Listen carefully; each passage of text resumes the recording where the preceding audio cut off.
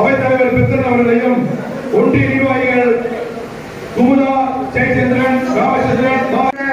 வடக்கு ஒன்றிய கழகத்துடைய செயலாளர் அஜித் பாண்டி அவர்களே இங்கே வருகிறது சிறப்புரையாற்ற அமர்ந்திருக்கின்ற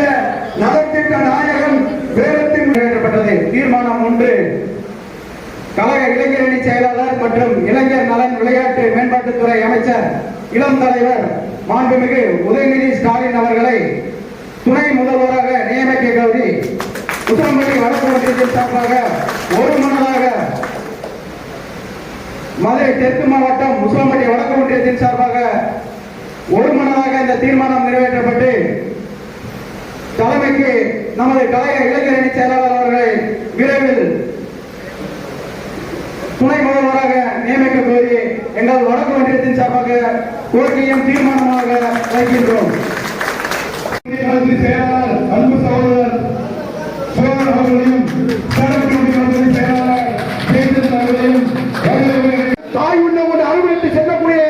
மாவட்ட கழக செயலாளர் அவர் கிடைத்திருக்கிறார். ஆகவே